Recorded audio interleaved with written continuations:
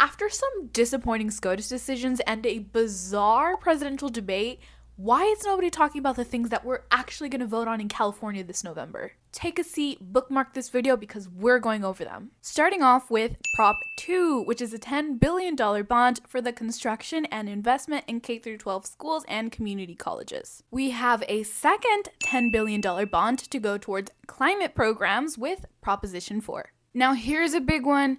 Prop 3 would remove language from the California state constitution that bans same-sex marriage. This language was added in 2008 with the infamous Prop 8 that was later ruled unconstitutional by the Supreme Court, which is why it didn't go into effect. And now, almost 20 years later, Californians finally have the chance to get rid of this language from the state constitution. Prop 5 would also amend the California state constitution to make it easier for local governments to borrow money for things like affordable housing and public infrastructure. Currently, local government can only borrow money if 2/3 of voters approve.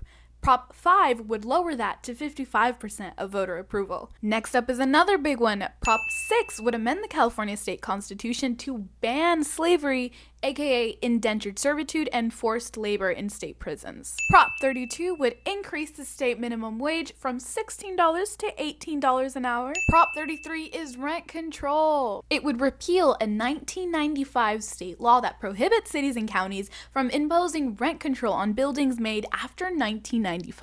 Now, Prop 34 would limit how certain healthcare providers are allowed to spend revenues from a federal prescription drug program by requiring that almost all of the profits from the program be used on patient care instead of other things. Now the T on this one is the funders behind it. So definitely read up on the funders of this ballot measure, and actually on the funders of all of these ballot measures, by the way. The final two ballot measures on our California ballot this November are Prop 35, which would raise money for Medicaid by making a tax on managed healthcare insurance plans permanent, and Prop 36, a tough on crime approach that rolls back on parts of Prop 47, which was passed by voters in 2014, and is a program that diverts money from incarcerating low-level offenses and redirects it into rehabilitation and reentry programs. Prop 36 would reprioritize incarceration and reduce funds for rehabilitation programs by making shoplifting a felony for repeat offenders